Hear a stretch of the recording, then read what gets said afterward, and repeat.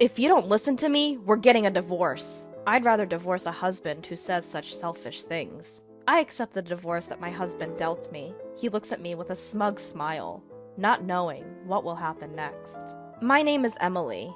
I got married 5 years ago, and I'm 35, living just with my husband. Although I'd like to have children, we've not been blessed yet. We've considered fertility treatments, but due to my husband's opinion, we decided not to pursue them, leaving it to nature. If we can't have them, it's still a life living, just the two of us. My husband said that, and it helped to ease my mind a bit. After we got married, both of my husband's parents passed away, one after another, which left us no time for treatments. Truth be told, my husband is quite dominant. My husband was originally senior at work. In front of relatives, he'd refer to me as his foolish wife, and if I made a mistake, he'd scold me without mercy. Since our relationship was hierarchical before marriage, it continued even after marriage. This may make my husband sound like a bad person. He has his gentle side too. When I was his subordinate, he gave me accurate advice and guidance when I made mistakes or when things didn't go well, and he'd express his appreciation for my hard work. More importantly, he was the one who encouraged me when my beloved grandfather passed away and I was feeling down. This led us to start dating and eventually got married.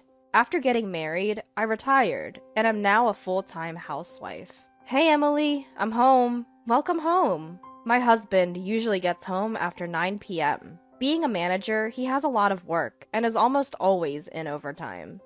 You're late again today. You must be tired. I pick up the shirt and socks that my husband has taken off and talk to him. He just sits on the sofa and doesn't say a word. It's always like this. He must be really tired. I start preparing dinner for him, and when I finish serving him, he begins to eat without a word.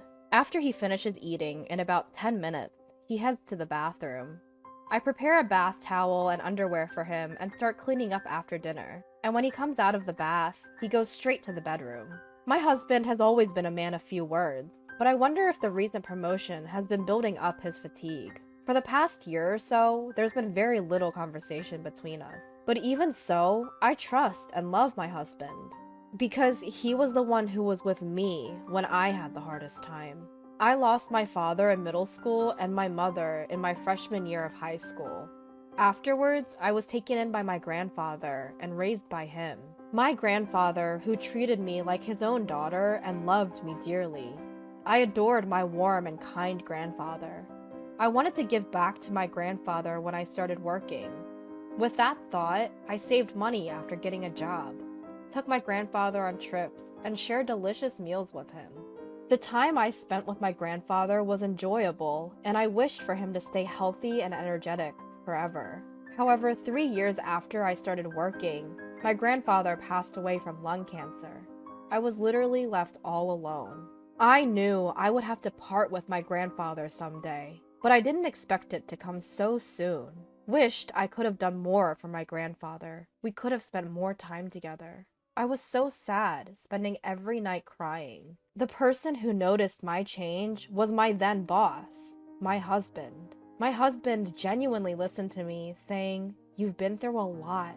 You did well." I was truly lucky to have him as my boss. Normally a stern and intimidating boss, my husband was gentle with his words at that time.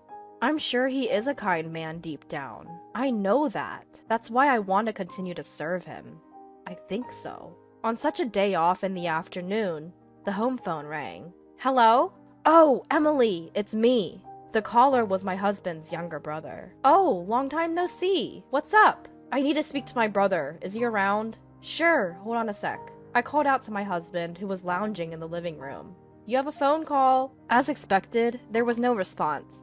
Without a word, my husband took the phone. Hello? Hey, how are you? What's up? His face, which had been soured just a moment ago, immediately turned into a smile when he picked up his brother's call. My brother-in-law, who was 15 years younger than my husband. Perhaps because of the age gap, my husband dotes on him a lot. I hear that he is living a blissful life with his beautiful wife he got 2 years ago.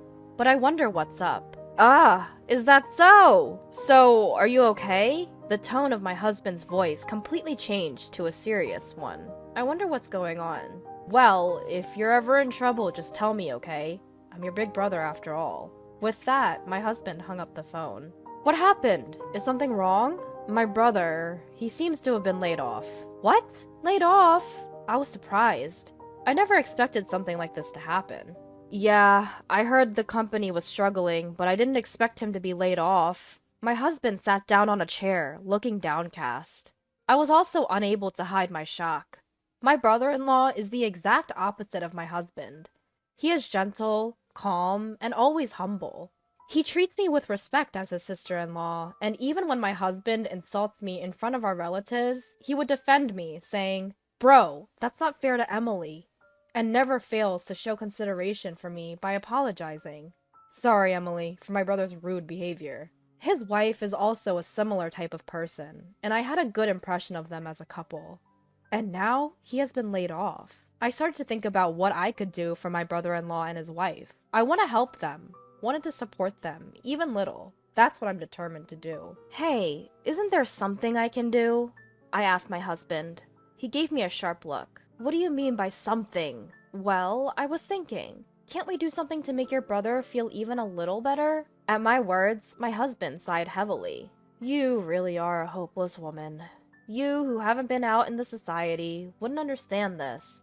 He's going through the toughest time right now.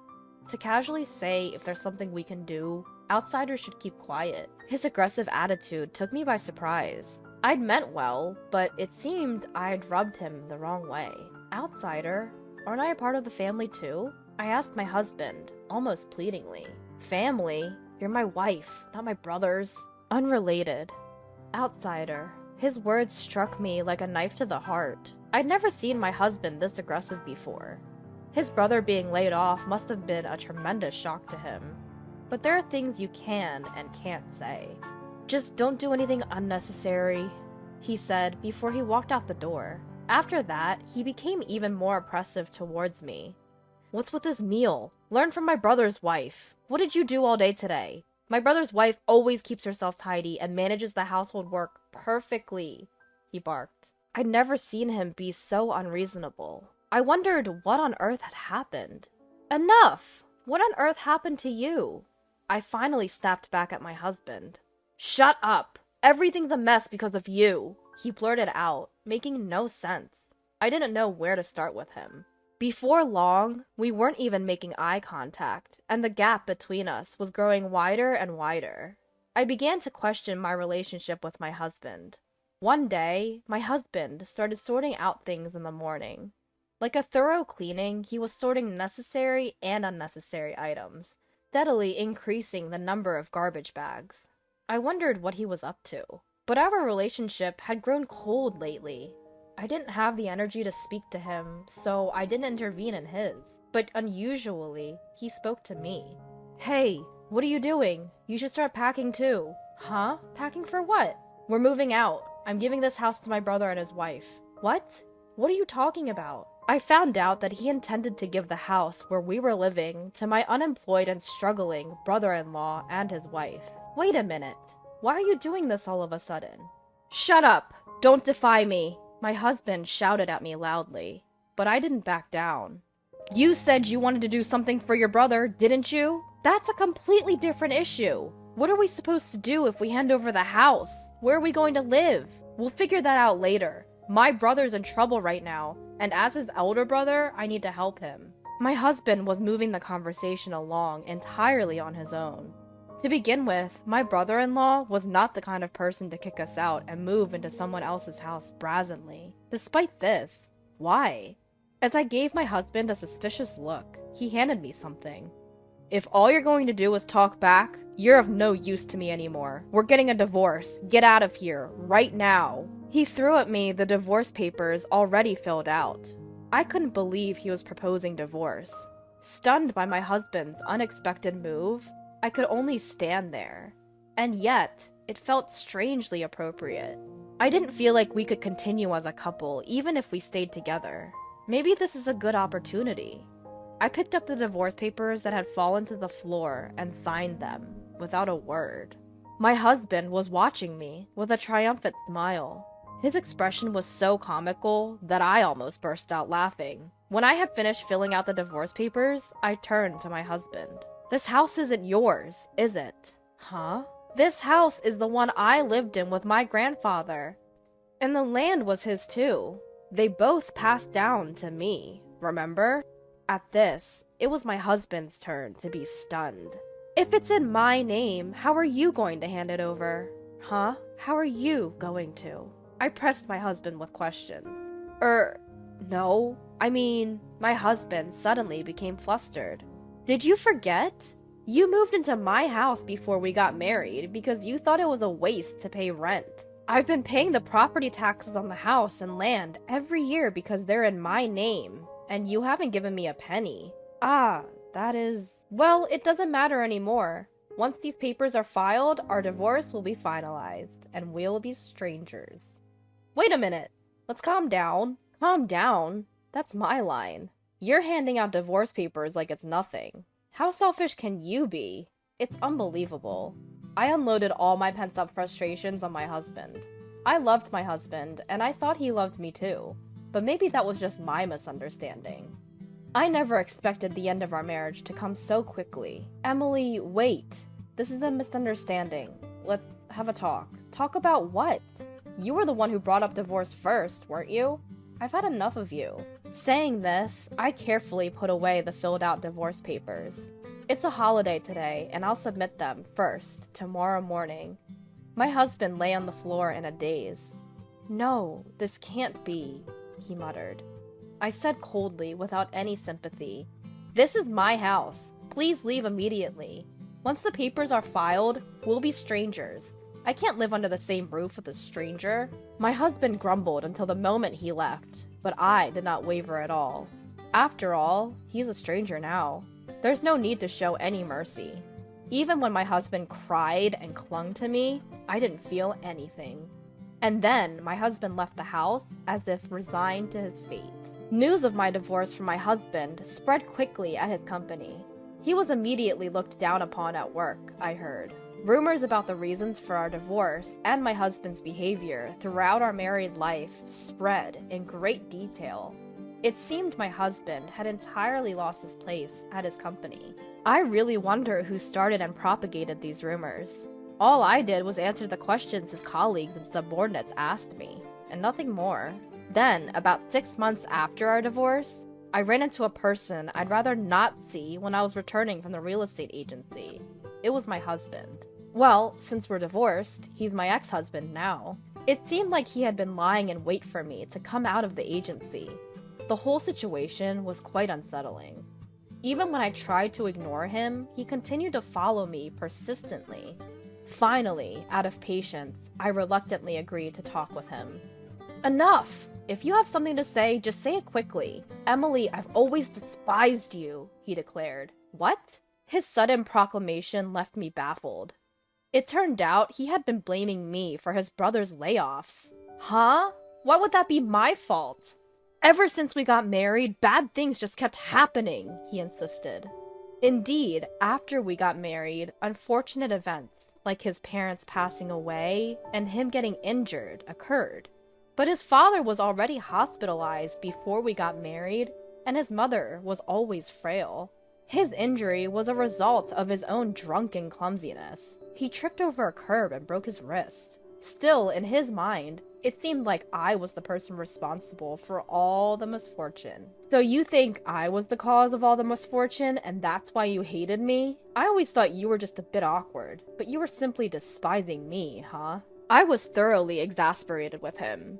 He just kept blaming everyone else without taking any responsibility. There was no basis for his accusations. I couldn't believe someone like him managed to be a supervisor at his company. I began to worry about his subordinates, fearing they might be unjustly criticized for no reason. When did this reliable superior turn into such a person? And I felt a bit pitiful for having been married to someone like him. But even after divorcing you, bad things have kept happening to me. What kind of bad things? At my question, he rolled up his sleeves. There were exposed, painful-looking burns from a fire. Actually, my apartment burned down 3 months ago. But that's not all. I lost my wallet, making mistakes at work, Plus, my brother's been acting cold to me and hasn't been in touch recently. So even after we split, his misfortunes continued. Well, that's to be expected. To be honest, hearing such stories doesn't make me feel sympathetic or sorry for him at all. After all, these are all consequences of his own actions, and I have nothing to do with them. Please, Emily, come back to me. I can't do it without you, okay? We've been a couple for so long. Didn't I take care of various things when you were still a working woman? And didn't I help you so much when your grandfather passed away? Didn't I? Looking at this man in front of me, trying to guilt trip me, I felt a chill run down my spine. All your misfortunes are from your actions that took. Maybe you should take a good look at yourself and do something about your bad habit of blaming others for everything. With that, I walked away from him. Emily, wait up! Emily! Emily! My ex-husband was trying to catch my attention, calling out my name. I pretended not to know him and disappeared into the crowd. In fact, about a week after our divorce, I received a call from my brother-in-law.